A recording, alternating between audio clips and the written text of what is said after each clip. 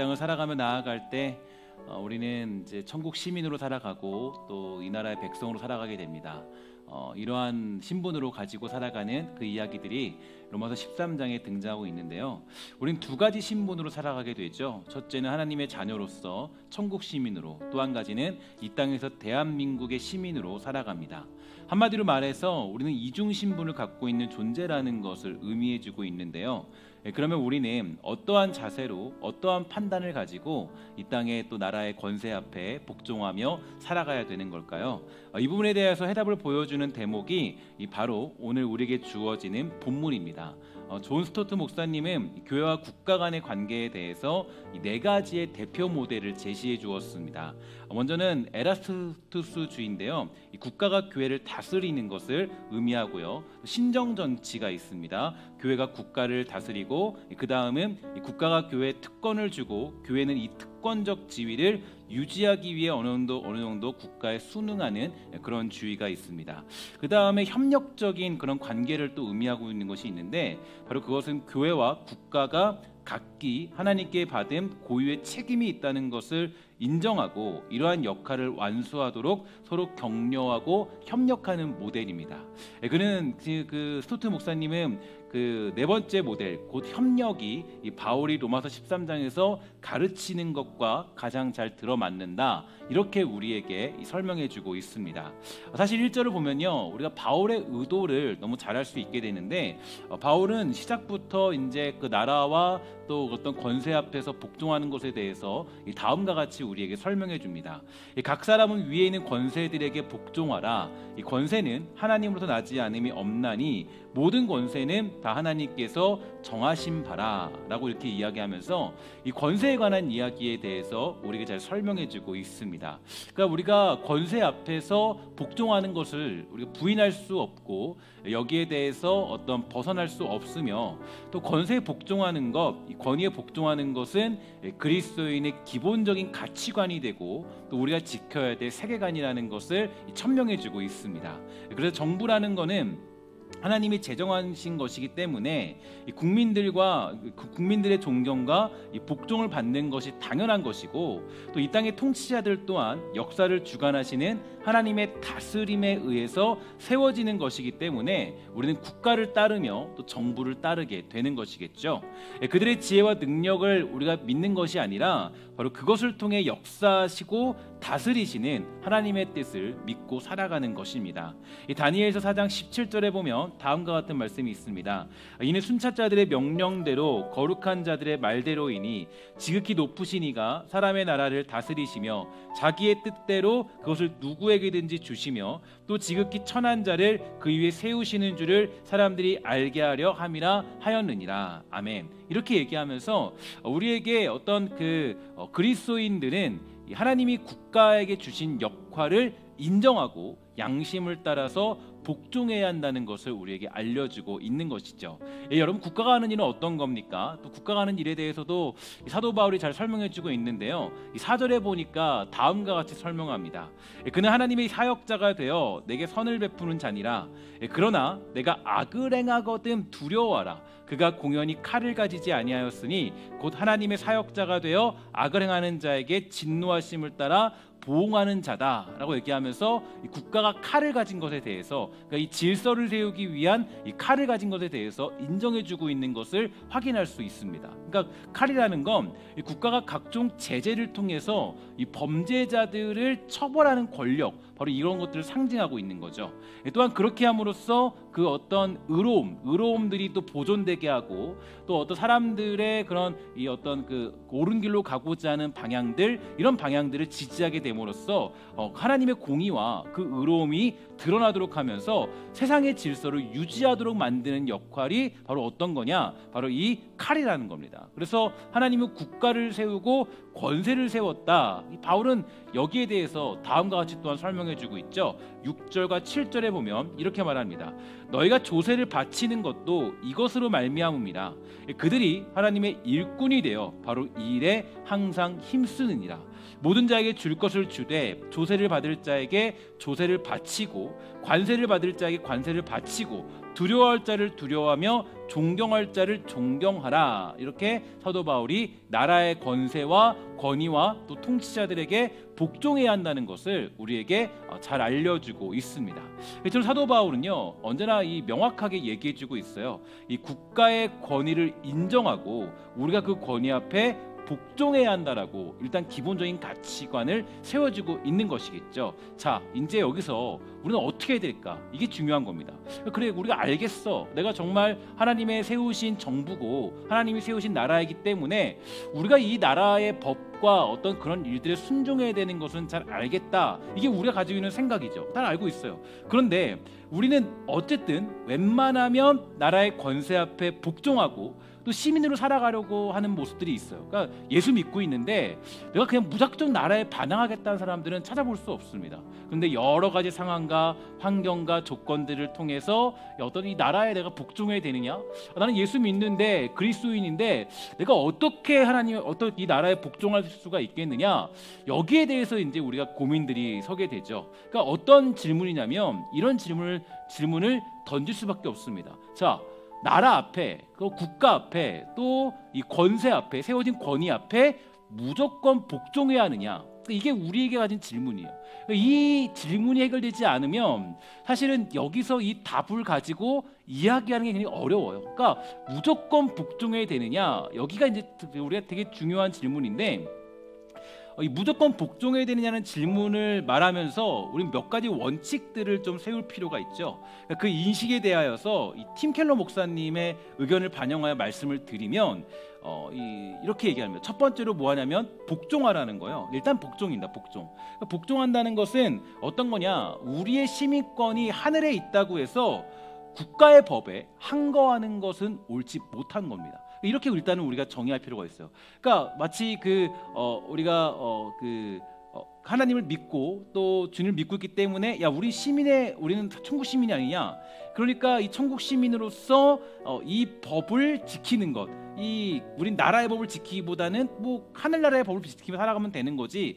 이런 식의 논리는 옳지 않다는 거예요. 그러니까 이 땅을 살아가고 있다면 하나님이 세우신 나라이기 때문에 복종하며 사는 게 옳다라는 겁니다. 두 번째로는 우리가 어떻게 복종하냐? 바로 양심에 따라 복종해야 된다는 겁니다. 양심에 따라. 그러니까 양심에 따라 복종한다는 말, 이 말이 좀 중요할 텐데요.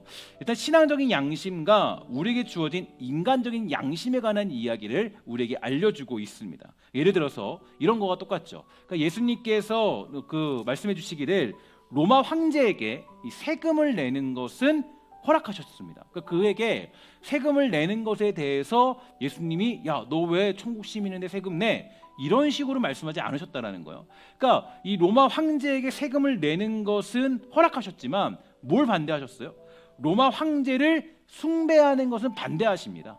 그러니까 이게 우리가 이 신앙적인 양심과 인간적인 양심을 가지고 행동해야 될 원칙이라는 거예요. 그 무조건적인 복종에는 반대하신 겁니다. 여기에 대해서 레온 모리스라는 주석가는요 이렇게 우리에게 설명해 주셨습니다. 양심은 국가에 복종하라는 외부의 명령을 따르게 하는 강력한 지원군이다. 하지만 일단 양심이 관여하게 된다면 양심에 어긋나는 것은 할 수 없다는 경계선이 정해진다. 양심은 우리로 하여금 복종하게 만드는 동시에 그 복종에 한계를 짓도록 한다. 이렇게 우리에게 설명해 주었어요. 그러니까 양심에 따라 우리가 국가에 복종한다. 이것은 우리가 이제 그 국가에 복종한다는 의미도 담겨 있지만 또 그 복종에 대한 한계도 정해지고 있다라는 것을 확인할 수 있게 됩니다.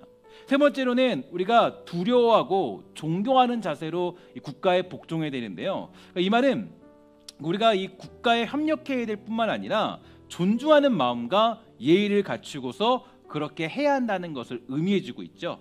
그래서 가족과 교회와의 관계에서도 똑같이 뭐 부모나 사역자들 그리고 통치자들에게도 예의를 갖추면서 우리가 복종하는 모습들이 필요한 것입니다. 비록 때로는 그럴 때가 있어요. 존경할 모습이 보이지 않는다 이런 생각을 할 때도 있죠. 그런데 그럼에도 불구하고 하나님이 허락하신 권위를 우리가 존중하는 겁니다. 이게 우리가 가져야 될 이 어떤 존경하는 자세로 복종하는 자세예요. 사실 이제 제가 말씀드렸던 것이 이 존경할 만한 모습이 보이지 않는다 하더라도 하나님이 허락하신 권위를 존중해야 되느냐, 이제 여기가 아마 여러분들에게 좀 마음에 걸릴 것 같아요. 그러니까 왜 걸리냐면 존경할 만한 모습이 보이지 않는데 이 사람을 내가 존중해야 되느냐? 사실 이게 가장 우리에게는 이 마음에 거슬리게 되죠. 왜 그럴까요? 왜 과연 우리는 그 권위를 인정하면서 존경할 만한 모습이 보이지 않는다 할지라도 우리가 존경하는 길을 택하는 게 우선이 되는 걸까요? 그것은 어떤 이유냐면 우리가 믿고 있는 건 이겁니다. 그러니까 우리가 이 국가의 권위를 생각하고 권세를 생각할 때 우리가 믿고 있고 전제적으로 깨닫는 것은 이 모든 것들, 그러니까 우리가 믿는 것은 이 땅이 하나님의 손 안에 있고 하나님의 뜻이 이루어지는 곳이고 하나님의 섭리 안에 있다라는 것을 믿는 백성이기 때문에 우리는 그 권위를 인정해 주는 거예요. 우리는 하나님의 섭리를 믿죠. 하나님은 우연이 없는 분이십니다. 어쩌다가 어떻게 하다 보니까 그런 일들이 이루어지도록 하는 분이 아니라 하나님은 계획과 자기 뜻을 가지고 모든 일을 이루시고 결정하시는 분인 줄 믿습니다. 그래서 우리는 어떠한 일이 있어도 무슨 상황이 있어도 하나님의 뜻이 이루어지고 있다라는 것을 믿는 게 먼저예요. 그러니까 내가 누군가를 비판하고 야 저게 문제 있네, 저 사람이 문제 있네, 나라가 문제 있네, 이거를 먼저 우리가 생각하는 것보다는 먼저 무엇이냐, 그럼에도 불구하고 이런 상황에도 저런 사람을 통해서 또 저런 어떤 그런 권세자를 통해서 하나님이 일하고 계시구나, 이게 하나님의 섭리구나, 하나님이 우리에게 뭔가를 요구하시고 만들어가고 계시는구나, 이게 먼저라는 거예요.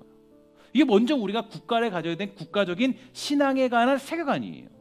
그러니까 어떠한 일이 있어도 무슨 상황이 있어도 하나님의 뜻이 이루어지고 있다라는 것을 믿는 것이 먼저라는 겁니다.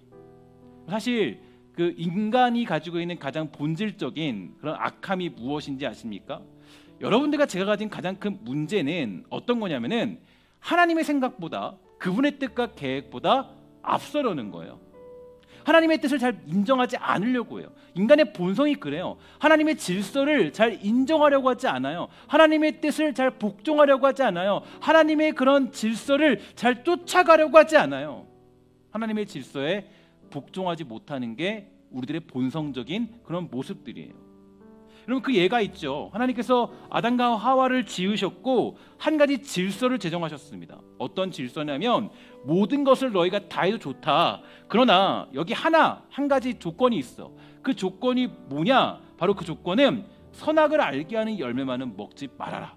이게 하나님이 아담과 하와에게 주신 유일한 조건이었어요. 하나님의 질서이고 주님의 뜻입니다.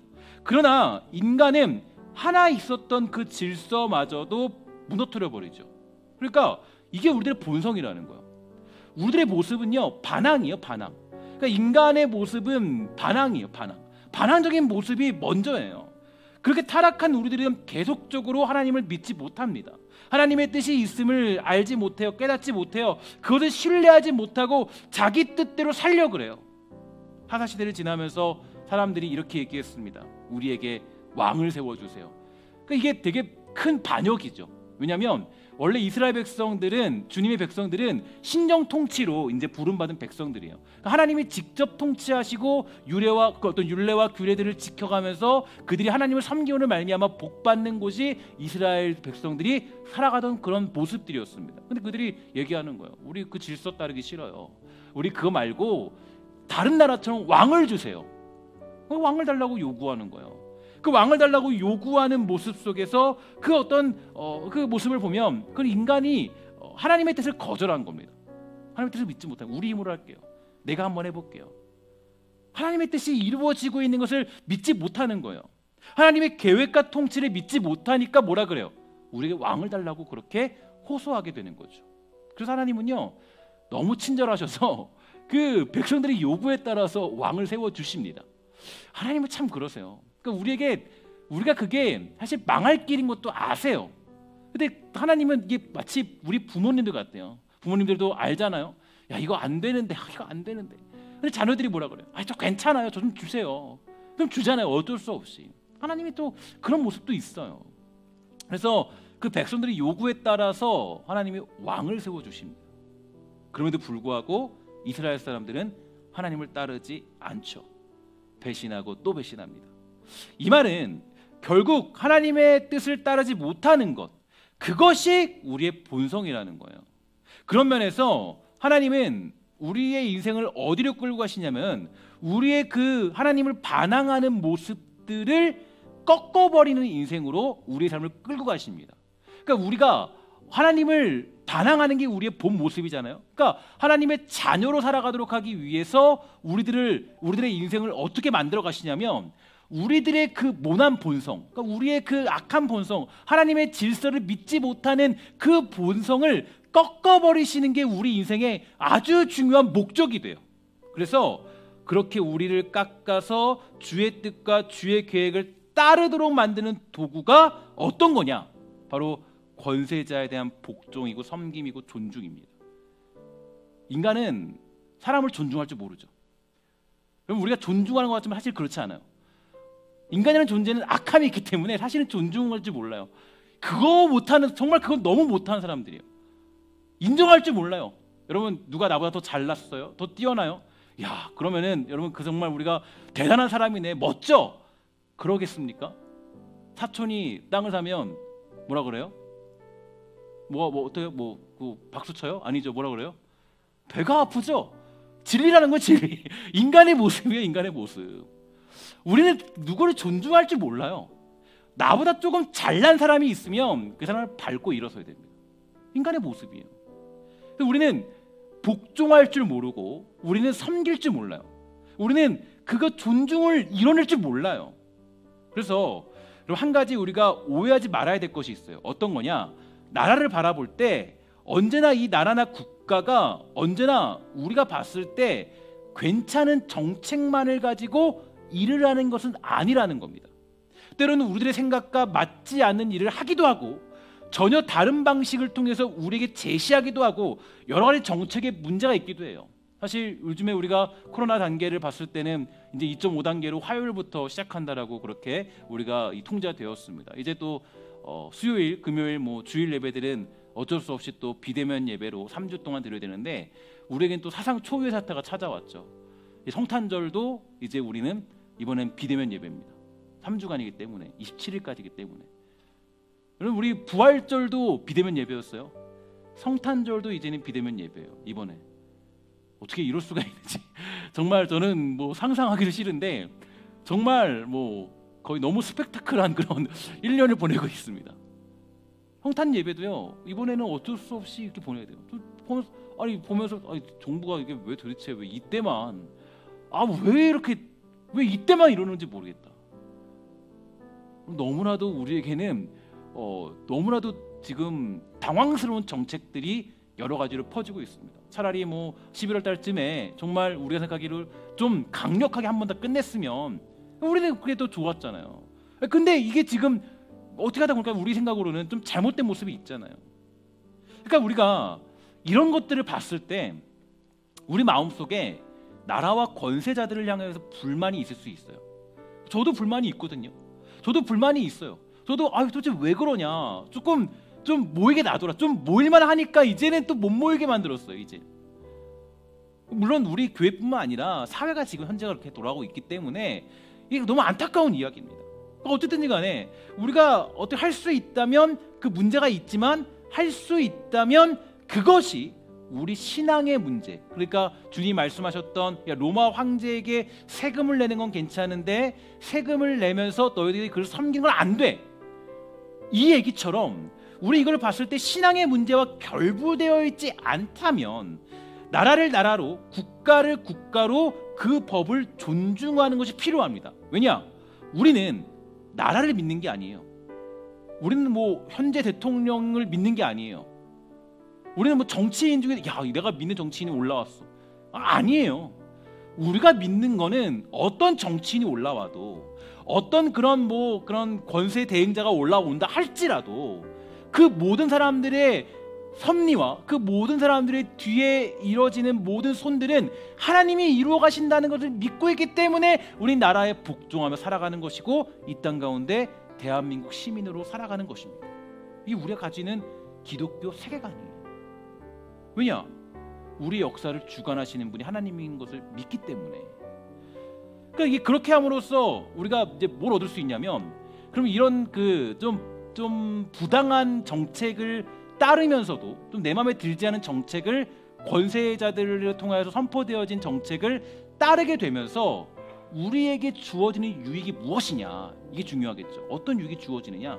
아까 제가 말씀드렸지만 인간의 본성은 반항적입니다. 충성할 줄 몰라요. 따르지 못해요. 그러니까 우리가 뭐를 깎아 나가시냐면 우리의 반항적이고 하나님의 뜻과 질서를 거부하는 그 모습을 우리는 깎아내면서 훈련을 받게 되는 거예요. 그래서 주님이 통치기구로서 또 우리를 깎아가는 도구로서 우리를 충성하는 주의 백성으로 삼게 하도록 하기 위하여서 바로 권세자들을 세우도록 만든 것입니다. 현실적인 예로 여러분 교회의 질서를 따르는 것도 이것과 비슷하겠죠. 그럼 장로교회는 뭐가 있습니까? 당회가 있어요. 당회는요, 교회의 모든 일들과 앞으로 해야 할 것들을 결정하는 기구입니다. 그래서 장로님들이 선출이 돼요. 그리고 장로님들이 논의하고 결정하여서 교회의 일을 추진하게 되죠. 사실 여기에는 여러 가지 잡음들이 먼저 들어와요. 어떤 잡음이냐? 일단 장로님들을 신뢰할 수 있느냐라는 질문입니다. 왜냐? 예를 쉽게 표현해서 나보다 조금 더 부족할 수 있어요. 그러니까 내가 생각하는 것보다 열정이 딸릴 수 있어요. 우리가 봤을 때 장로님들이 좀 솔직히 말해서 우리가 뭐 밀어내 볼 수도 있을지 몰라요. 나보다 조금 부족해 보일 수도 있어요. 그러니까 먼저 장로님들이 하는 결정들이 맞느냐 틀리냐, 그런 나보다 좀 부족한 사람인데 이 사람이 하는 내리는 결정들이 맞느냐, 이런 얘기입니다. A라는 장로님이 계신데 어떤 사람들은 이분을 장로로 인정을 해요. 근데 어떤 사람들은 마음에 들지 않습니다. 그럼 어떻게 해야 될까요? 당연히 장로로 임직하게 되었으면 부족한 부분이 있더라도 하나님의 뜻이 있음을 믿고 신뢰하고 인정하는 모습이 필요한 거예요. 이것이 우리가 변화되어가는 과정입니다. 또한 당회의 결정도 그래요. 당회는 교회의 일을 결정하는 기구죠. 그러나 여기에도 불만이 있을 수 있어요. 문제가 있을 수 있다라는 거예요. 우리가 완벽한 결정을 내릴 수 없어요. 아니 당회라고 어떻게 완벽하고 괜찮고 여러분들의 마음에 쏙 드는 결정들을 내릴 수 있겠습니까? 정치인들도 못하는데, 그죠? 행정을 공부한 사람도 못하는데 불가능해요. 할 수 없어요. 그런데 왜 우리가 그 결정을 따르고 존중하느냐? 거기에는 어떤 거냐면 그 결정을 따르는 것도 우리의 믿음이기 때문이에요. 이게 믿음이 여기에 관련되어 있기 때문이에요. 우리는 하나님의 섭리를 믿는 주님의 백성이기 때문입니다. 장로님들이 뛰어나기 때문에, 믿음이 좋기 때문에, 대단하기 때문에 그들을 신뢰하는 게 아니라 하나님이 세우신 권세자들이기 때문에 우리는 그 당회의 결정을 따르고 존중하고 거기에 복종하며 살아가는 게 우리의 믿음의 권위예요. 그래서 종교개혁자들은요, 종교개혁 이후에 이 참된 교회의 표지를 세 가지로 요약을 했습니다. 첫 번째 뭐라 그랬냐면은 하나님 말씀의 선포가 있어야 된다. 맞죠? 두 번째는 뭐냐면 성례전을 올바르게 시행한다는 거예요. 마지막 세 번째가 좀 중요한데 뭐라 그러냐면 권징이 성실하게 시행되어야 된다. 여러분, 이 권징이 시행되어야 되는데요, 특별히 세 가지 중에서도 이 권징의 성실한 시행을 왜 중요한 표주로 삼았느냐 하는 것을 좀 생각해 보아야 됩니다. 그것은 이 질서가 없는 교회는 바른 교회가 아니라는 성경적인 원리 때문이죠. 개혁자들은 교회의 질서를 이만큼 중요하게 보았습니다. 최근 이 교회의 권위가 사라지고 성도의 능력이 사라진 이유는 어떤 걸까요? 바로 권징이 사라졌기 때문 아니겠습니까? 교인들이 다른 교회로 갈 것이라는 두려움 때문에 권징을 하지 않다 보니까 교회가 약화되고 말았어요. 그 결과 교회의 질서가 무너져 버렸습니다. 여러분, 이게 되게 우리에게는 너무 심각한 상황들이에요. 그러니까 우리가 이게 교회 권징이 실행되지 않는다, 이것만큼 무서운 비극이 없어 사실은. 왜냐? 우리가 하나님의 질서를 사실은 조금 거부하는 모습이 있기 때문에, 이것을 우리가 인정하지 않는 것이기 때문에. 그래서 이 권징이라는 게 사실은 실행이 돼야 되는데, 제가 둘러본 많은 결과 정말 이단으로 가거나 뭐 그런 사람이 아닌 이상은 권징이 실행되는 일을 본 적이 없어요. 왜냐? 이렇게 하면 사람들이 나갈까 봐. 그러니까 이게 우리의 믿음의 수준이 사실 거기까지밖에 되지 않는 거죠. 현재 시대의 수준이. 근데 그 미국 교회 보면 지금도 철저히 권징을 시행하는 교회가 있습니다. 어떤 교회냐면은 그 존 메가더 목사님이 심우하는 그런 교회인데, 그 교회는요 철저하게 권징을 시행한다 그래요. 그랬더니 교회가 위축되지 않고 더 부흥한다 그럽니다. 교회가 정결해지고 말씀의 권위가 더 높아졌다 그래요. 이유가 무엇입니까? 여러분 여기 이걸 잘 들으셔야 돼요.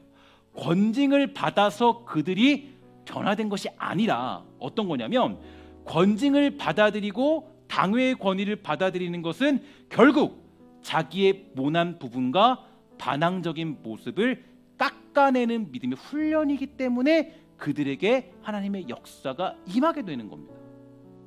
우리는 세월 속에도 하나님의 뜻이 있고 역사 중에도 하나님의 뜻이 있다라는 것을 믿어야 되는 것입니다. 그리고 순종하는 훈련, 충성하는 훈련을 감당해야 돼요. 충성이라는 것은 바로 어떤 거냐면, 바로 앞에 벌어지는 일들을 보고 이리 갔다 저리 갔다 왔다 갔다 하는 게 충성이 아니에요. 충성은 뭡니까? 충성은 어떤 거예요? 충성은 그 주인이 하시는 일을 묵묵히 기다릴 줄 아는 게 충성입니다. 내가 이것 때문에 하나님 이거 마음에 들지 않는데요, 이게 아닌 것 같아요가 아니라 하나님의 뜻이 있겠군요. 하나님이 이뤄 가시는군요. 지금 내가 봤을 때는 하나님 이거 2.5단계 이거 아닌데 하나님 도대체 왜 그러십니까? 라고 반항하는 모습이 아니라 내가 뭐 하는 거냐면, 충성이라는 것은 여기에도 하나님이 이끌어 가시는 과정이 있고, 저 못난 사람을 통해서, 부족한 사람을 통해서도 우리에게 말씀하신 하나님의 뜻이 있습니다라는 것을 고백하는 게 진짜 충성된 종의 모습이라는 거예요. 여러분, 우리가 이 충성의 자리로 주님이 부르시기 위해서 사실 그 모든 권세와 권위 앞에 우리가 복종하도록 우리에게 명령하신 겁니다. 에베소서를 묵상하다 보면요, 이 여러 가지 내용들이 있는데 다음의 본문에서 제 생각이 걸린 적이 있습니다. 우리 에베소서 6장 5절부터 9절 말씀입니다. 에베소서 6장 5절부터 9절까지 말씀입니다. 에베소서 6장 5절부터 9절까지 말씀. 그럼 잘 아는 말씀이니까 제가 한번 읽도록 하겠습니다. 종들아, 두려워하고 떨며 성실한 마음으로 육체의 상전에게 순종하기를 그리스도께 하듯 하라. 눈가림만 하여서 사람을 기쁘게 하는 자처럼 하지 말고 그리스도의 종들처럼 마음으로 하나님의 뜻을 행하고 기쁜 마음으로 섬기기를 주께 하듯 하고 사람들에게 하듯 하지 말라. 이는 각 사람이 무슨 선을 행하든지 종이나 자유인이나 주께로부터 그대로 받을 줄을 알미라. 상전들아, 너희도 그들에게 이와 같이 하고 위협을 그치라.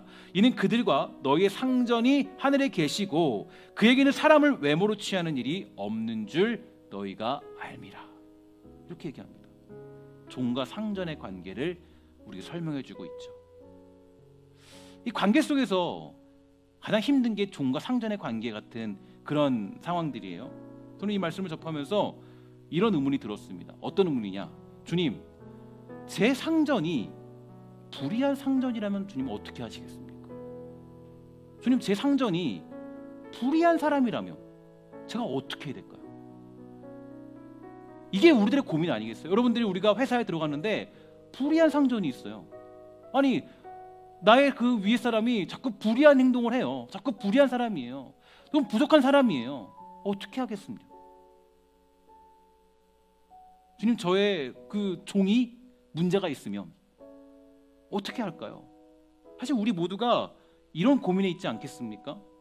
너무나 실질적인 이야기에 대하여서 바울은 어찌되었던 결론은 하나예요. 뭐라 그러냐? 어찌되었든 섬겨라. 바울은 그렇게 얘기해요. 어찌되었던 너가 종이 되었던 상전이 되었던 일단 너가 지금 있는 자리에서 그 사람을 섬기는 게 맞다. 사도 바울이 우리에게 알려주고 있습니다. 이게 참으로 어려워요. 그 마음에 들지 않은 상전을, 그죠? 그 종을 어떻게 섬기며 사랑하며 우리가 아낄 수가 있을까? 사실 우리의 이것이 우리의 본성이고 우리의 생각입니다. 우리가 그렇게 하는 것이 너무 어려워요. 하지만 하나님이 왜 그 사람들을 만나고 가깝게는 왜 우리를 힘들게 하는 상전을 만나고 왜 우리의 마음에 들지 않는 종들을 만나게 하시는 이유가 과연 무엇일까 고민을 해봐야 돼요. 왜 그럴까요? 거기에는요, 로마서 13장과 같은 그런 내용이 여기에 담겨져 있는 겁니다. 어떤 거냐면 바로 반항적인 본성을 깎아내시는 거예요. 우리가 하나님의 뜻을 신뢰하지 못하고 주님을 충성하지 못하고 하나님을 믿지 못하는 그 모습. 야, 여기에 무슨 하나님의 뜻이 있겠니? 근데 우리 주님은 어떤 분이세요? 광야에서도, 그죠? 강을 내시고 황무지에 꽃을 피우시는 분 아니겠습니까? 그분을 믿는다면 내가 그 사람을 섬긴다 할지라도, 그 좀 부족한 사람을 섬긴다 할지라도 그 사람 때문에 뭔가 변화가 일어난 것이 아니라 하나님이 그 자리에서 하나님의 역사와 뜻을 이루어내신다는 것을 믿는 사람들은 그 사람을 섬기고 사랑하고 사랑의 빚을 지며 살아갈 수 있게 되는 거예요. 그러니까 우리의 반항적인 본성을 깎아내시는 거죠. 주님의 뜻에 순종하지 못하고 따르지 못하며 충성하지 못하는 자기 자신을 그 상황을 통해서 발견하도록 하십니다. 우리는 항상 주님께 불만이에요. 그렇죠? 항상 불만이잖아요. 그런 일들을 통하여서 우리에게 말씀하시는 것은 그래도 주님 말씀하세요. 따라합시다. 주님의 뜻이 있다. 이게 우리에게 주신 메시지예요. 그래도 주님 말씀하시는 거예요. 야, 내가 하고자 하는 일이 있지 않냐? 내가 이루고자 하는 일이 있지 않냐? 내가 지금 너를 통해서 이 자리에서 이루고자 하는 일들이 있지 않냐? 그래서 우리는 나라를 따르고 권세를 인정하고 그 결정을 존중하며 상정과 종의 관계를 성립하면서 그 권세를 인정해 주는 겁니다. 결론적으로 권세에 따르라는 것은 하나님의 뜻을 믿고 주님의 섭리에 순종하면서 우리의 반항적인 본성을 다스리고 충성하는 자리에 서라는 것을 우리에게 알려주고 있습니다. 사랑하는 여러분, 우리는 사람을 따르는 것이 아닙니다. 우리는 정치를 따르지 않아요. 우리는 집단을 의지하지 않아요. 오직 우리가 따르는 것은 무엇이냐면 그 이면에 있는 하나님의 계획과 그분의 섭리와 그분의 계획을 따르며 나라와 권세는 우리를 다스리는 주님의 통치 기구이며 우리를 만들어 가시는 하나님의 도구라는 것을 믿는 믿음으로 사는 것입니다. 그래서 여러분들과 제가 해야 될 것은요, 종과 상전을 원망하는 것이 아닙니다. 나라를 원망하는 것이 아니에요. 그리스도인들의 참된 자세는 무엇입니까?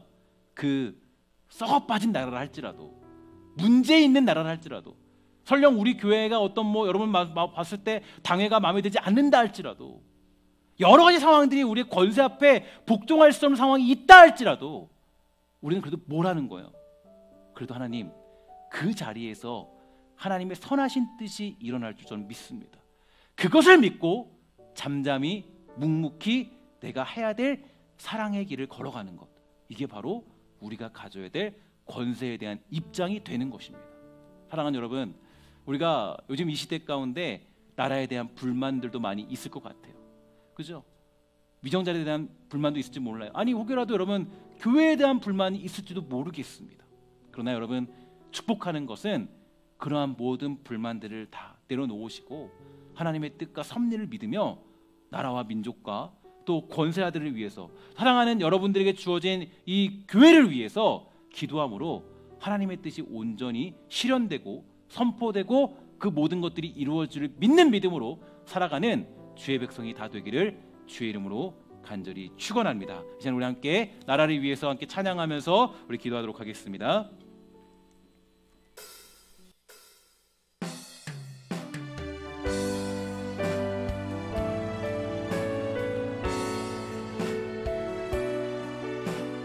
나같이 나라의 회복을 위해서 함께 이 시간에 찬양하며 고백하며 선포합니다. 오소서 진리의 성령님, 오소서 진리의 성령님, 이 땅 흔들며 임하소서. 거짓 같으며 죄악에 무너진 가슴 정케하소서. 오소서 은혜의 성령님, 오소서 은혜의 성령님, 하늘 가르고 임하소서. 하늘 가르고 임하소서. 거룩한 불꽃, 거룩한 불꽃 하늘로서 임하사 타오르게 하소서. 주 영광 위에 부흥의 불길 타오르게 하소서. 진리의 말씀 이 땅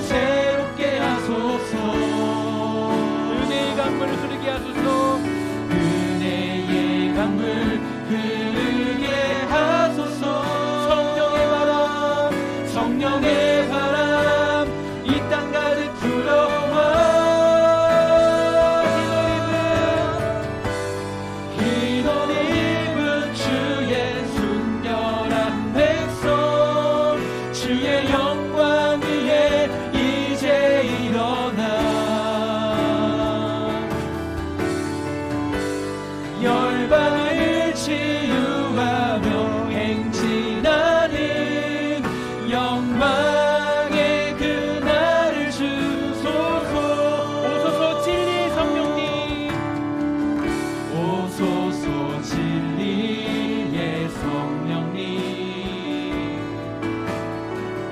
이 땅 흔들며 임하소서. 거짓각하며 죄악에 무너진 우리 가슴 청케 하소서. 오소서 은혜의 성령님, 오소서 은혜의 성령님, 하늘 가르고 임하소서. 거룩한 불꽃 하늘로서 임하사 타오르게 하소서. 주 영광 위에 부흥의 물길 타오르게 하소서. 부흥의 물길 타오르게 하소서. 진리의 말씀 이 땅 새롭게 하소서. 은혜의 강물 흐르게 하소서. 은혜의 강물 흐르게 하소서. 성령의 바람 이 땅 가득 불어와. 흰 옷 입은 주의 순결한 백성, 주의 영광 위에 이제 일어나. 열방을 치유하며 행진하는 영광의 그날을 주소서. 자, 기도하길 소망합니다. 기도 나아갈 때 우리가 때로는 불만이 있고 나라에 대한 실망도 있습니다. 때로는 나라에 대한 비판하고 싶은 얘기도 있고 여러 가지 우리의 마음에 들지 않은 정책들도 정말로 많이 있죠.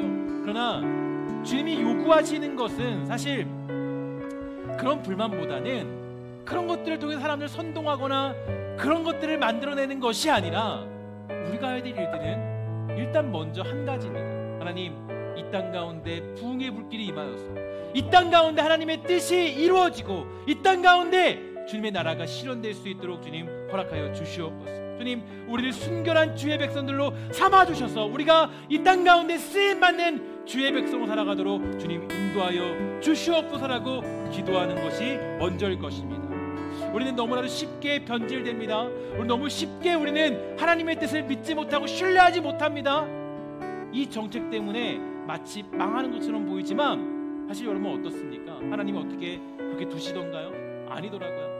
하나님이 또 훈련시키고 먹이시고 입히시고 채우시는 것을 우리는 여러 상황들을 목도할 수 있습니다. 여러분, 제가 한 글을 보다 보니까 이런 얘기가 있더라고요. 오히려 한국전쟁이 우리 비극이고 아픔이었지만 그 한국전쟁의 비극과 아픔이 오히려 우리의 그 신앙을 불태웠고 오히려 하나님을 향한 사람들을 많이 세웠다라는 그런 글을 본 적이 있습니다. 여러분, 우리 그렇죠. 이 땅에 비극적이고 이 땅에 정말 신뢰할 수 없을 것 같은 수많은 일들 속에서 하나님은 자기의 뜻을 이룬다는 것을 역사를 통해 우리 확인할 수 있습니다. 이 시간 기도하며 나아갈 때 하나님, 우리가 하나님만을 신뢰하도록 붙잡아 주시고 이 나라와 민족 가운데 주님 다시 한번 부흥의 불길을 허락하여 주시옵소서. 함께 눈을 감고 이 시간에 같이 이 나라 민족을 위하여 기도하도록 하겠습니다. 기도하겠습니다. 오 하나님 감사합니다. 주님 역사 주시기 원합니다. 아버지, 기도하기 소망하는 우리 아버지 사랑하는 주의 백성들이 정말 아버지 기도하며 나아갑니다. 이 나라 민족을 지켜주시고 이 민족을 함께하여 주시옵소서. 하나님 아버지 은혜를 부르시기 원합니다. 아버지의 역사 주시고 은혜를 부르시옵소서. 하나님, 이 땅 가운데 아버지 은혜의 강물을 붙잡아주시고 진리의 말씀으로 이제 새롭게 허락하여 주시옵소서. 성령의 바람이 불어와 아버지 이 땅 모두 불도록 허락하여 주시고 우리가 주님의 주의 백성으로서 주의 영광 위에 일어나 달려갈 수 있는 주의 백성을 붙잡아 주시옵소서. 하나님, 우리 이 뒷면에서 일하시는 우리의 모든 것들을 이루어가시는 우리의 모든 일들을 이루어가시는 하나님을 기도합니다. 우리의 모든 일들을 이루어가시는 주님 믿기를 원합니다. 하나님의 뜻과 계획들이 믿도록 하여 주시옵소서. 우리를 지켜주옵시고 이 모든 일을 하나님 역사하여 주옵소서. 하나님을 부르주시옵소서. 주님만을 신뢰하는 분 삼아 주시옵소서. 하나님만을 신뢰하는 분 삼아 주시옵소서. 주님만을 따르도록 허락하여 주시옵소서. 하나님 우리의 삶의 신이라 하나님의 여전히 은혜로 나아가시는 것이고 인도하여 주시옵소서. 사랑의 하나님, 사랑하는 주 백성들이 이제 또 다시 세상으로 나아가게 됩니다. 하나님, 이제 또 우리가 그 방역의 그런 시기가 또 찾아왔습니다. 이제 또한 한 약 2주, 약 3주 정도 함께 현장 예배를 드릴 수 없는 상황으로 우리가 돌입하게 되었습니다. 하나님, 이제 전반기에는 부활절 예배도 주님께 드리지 못했는데 이제는 후반기에는 성탄절 예배도 주님께 드릴 수 없는 그런 뼈아픈 시절을 주님 보내고 있습니다. 하나님, 우리가 어떻게 할까요? 하나님, 우리가 어떻게, 주님 우리에게 말씀하시는 것이 무엇입니까? 그 귀하고 우리의 가장 주옥 같았던 부활절의 시간을 보내지 못하도록 하시고 성탄절도 지키지 못하도록 하시고 또 이번 한 해 동안 단 한 번도 성찬식을 거행하지 못했던 하나님 우리의 현실들, 하나님 우리가 어떻게 이 나라와 민족 속에서 살아가야 될지, 어떻게 믿음을 지켜야 될지 너무나 두렵고 떨리는 그런 인생을 살아가고 있습니다. 하나님, 사랑하는 주의 백성들 지켜주셔서 정말 온라인으로 예배한다 할지라도 비대면으로 예배한다 할지라도 지켜주시고 도와주시고 하나님의 뜻이 그 가정 가운데 또 그 상황 속에서도 여전히 실현되고 있음을 믿는 백성으로 살아가도록 주님 허락하여 주시옵소서. 이 모든 역사 속에서 하나님이 일하고 계시고 이 모든 일들 속에서 하나님의 계획과 뜻이 있다라는 것을 믿음으로 고백할 줄 아는 우리 신성에 권속되도록 이들을 지켜주시고 도와주시고 주님 축복하여 주시옵소서. 이제는 주 예수 그리스도의 은혜와 하나님의 사랑과 성령의 교통하심이 오늘 이 자리에 모여 예배하는 모든 백성들에게 영원히 있을지어다. 아멘.